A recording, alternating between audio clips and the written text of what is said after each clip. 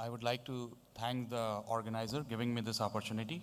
Good evening, ladies and gentlemen, and I'm privileged to be here and talking to you all. If I just recapture what our eminent speakers have been talking for last few minutes, if I go and see what Honorable Minister has talked about Digital India, he talked about National Optical Fiber Network Project, Health Card Project, also what Mr. Vishal Dhupar and Mr. Rajesh just talked about, the better connectivity and bringing value to bear to the Indian citizens. I will say we are all talking about bringing different devices, different means together and providing better services to the citizens and across the globe. It's very interesting. I was in Europe last year. Some client invited us to come and do some work around how basically different platforms are talking to different ecosystems and what is happening around this and how basically it is driving value. So particularly I was in Spain, Germany, and Italy, and also in UK. One of the interesting thing I saw around Germany and e-healthcare, where there were a bunch of special kids who were earlier used to come to hospital for big treatment. Now they were all getting treated in their homes where they don't have to disrupt their lives. They can simply stay in their home, and with the help of IoT solutions, e-health, they were getting monitored from hospitals and they were getting all kind of treatments for betterment, and they can still lead their normal life. It was interesting to see that how things have evolved. In next few minutes, I want to just talk about how these things are enabling and what are actually the pros and cons when we are evolving as a business, as a citizen, what we have to see and work towards it. So like everybody talked about, even our Secretary of Education talked about digitization because it brings to bear a lot of advancement and ease of doing business as he was traveling, not sitting in his office. So we have already seen the era where a lot of information have got digitized over a period of time. How basically this digitization is enabling the IoT, Internet of Things, different other things, how these sensors, how these technologies are working around the clock and enabling the life of citizens. Same time, what are the challenges, need for security around this? When same time we are using all these technologies for betterment, but different repercussions. If you see a few years ago, there were people across Europe, US, they have massive attacks where they were having pacemakers because there were some issues and some people were trying to exploit the vulnerabilities without thinking that it can play a major impact to people's life. So what are the factors actually we need to see from security perspective? One side, we are having increased sophistication, rising cost, increased mobility, underdeveloped IT force, social media risk, cloud infrastructure, because if we have to talk to each other, we have to build a better ecosystem. We need to move out of on-prem and we have to work through in our optimized cloud environment, which everybody is moving towards. How we can leverage that, changing regulations and guidelines across the globe within country and different ecosystem partners where we are doing business. If you see in today's time, different devices are used and we spend most of our time on handheld devices. How we are trying to secure based on the data, if you see, even 75%, 80% population don't even look and talk about securing their devices, but most of the vulnerabilities in today's day-to-day life come from there. Not to mention recent ransomware, WannaCry, we will talk about it. But at the end of the day, if you see, all these are the factors which actually ask us to look more closely, one side where we are growing with IoT, we are leveraging them, and other side how we can secure them for the betterment of tomorrow. Based on some of the surveys, if you see 63% of surveyed adults have never installed security softwares or app on their smartphone. It's a global data, it's not particularly related to India. Greater number of passwords are required for mobile devices. Using of biometrics is emerging. That is a good trend. 33% of surveyed adults have used their phones for banking services without any security features. So that's also scary. Talking in business impact language, how IoT can impact us.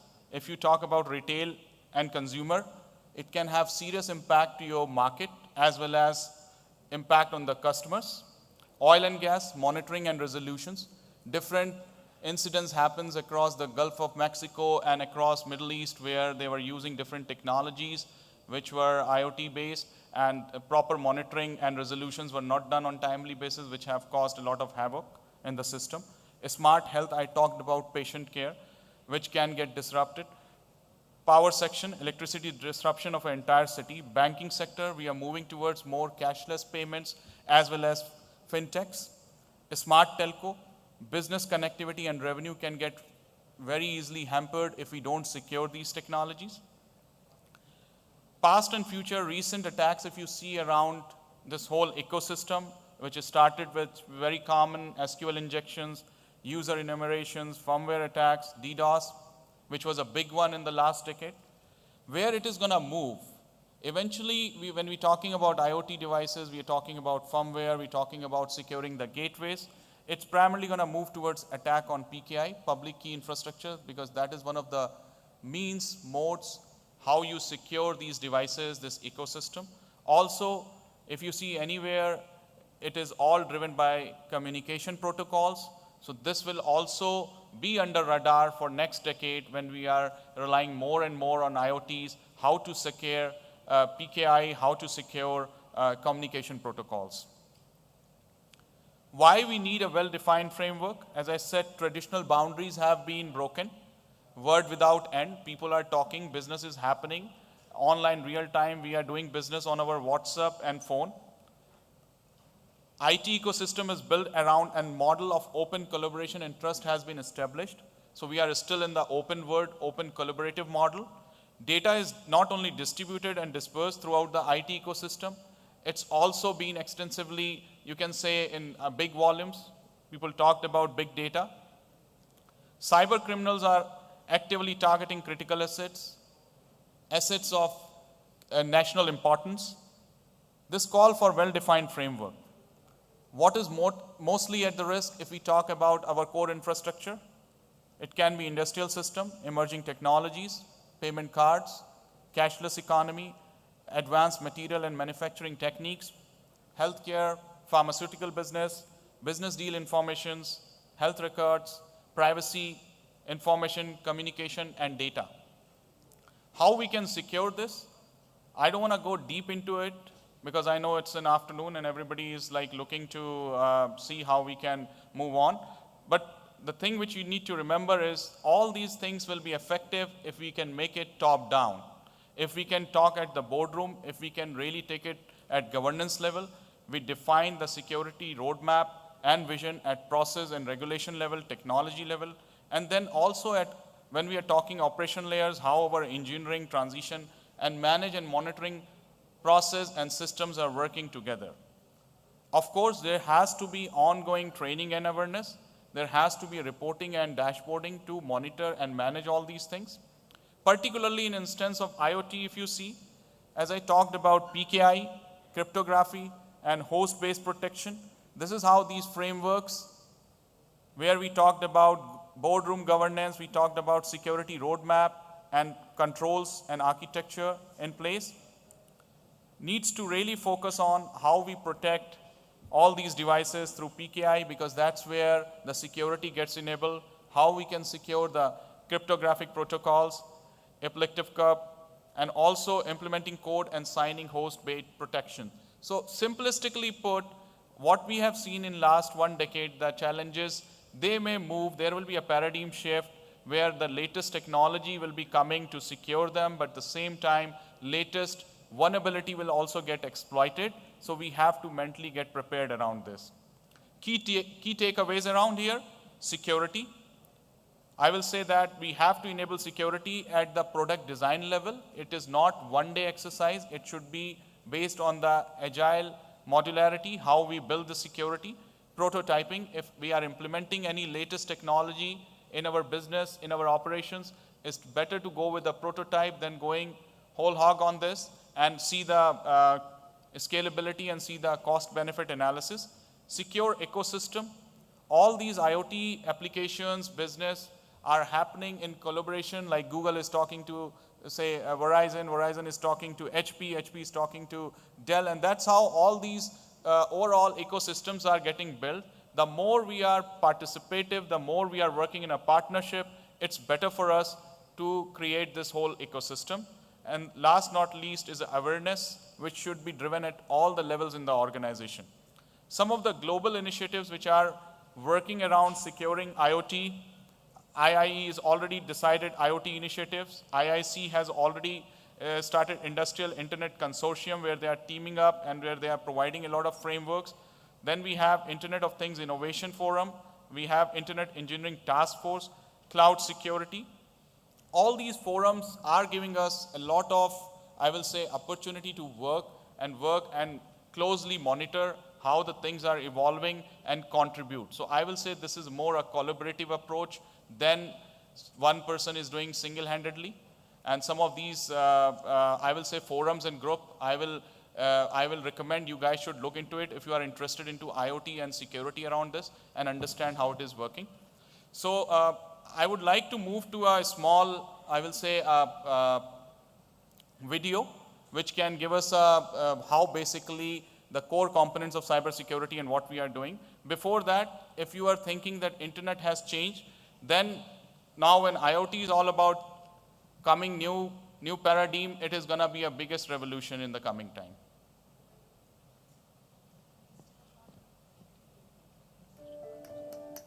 Cybercrime is now the biggest threat to business continuity and reputation in the 21st century. To combat this growing global problem, governments are implementing new regulations.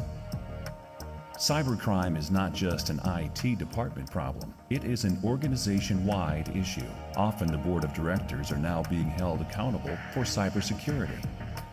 Traditional solutions, such as firewalls and antivirus, are no longer sufficient, as cyber attacks are becoming increasingly sophisticated.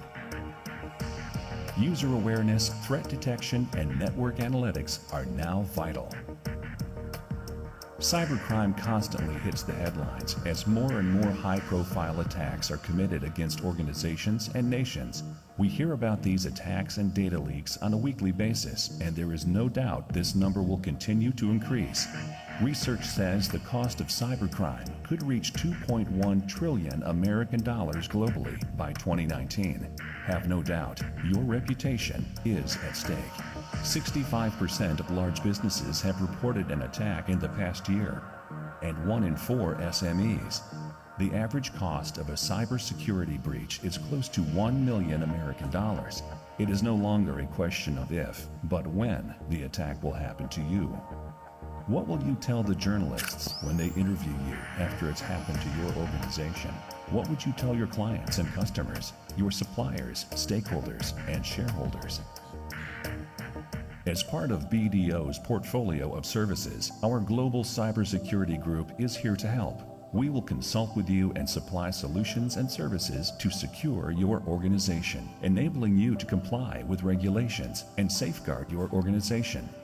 Using our advanced security operation centers, we will proactively defend your organization from threats using advanced monitoring, forensic analysis, simulations, and penetration testing. In addition, risk management, consulting, and user awareness programs are used to provide complete organizational security. BDO is committed to providing our clients with exceptional levels of service and to building strong relationships with you. Engage with us to develop effective cybersecurity for your organization. For more information, please visit our global website or contact your local BDO office to arrange a personalized consultation.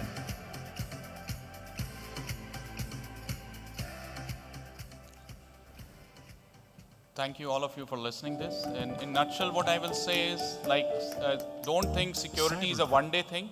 Work towards it. Building it end-to-end and make it more comprehensive for your organization and for yourself. Thank you very much. Thank you.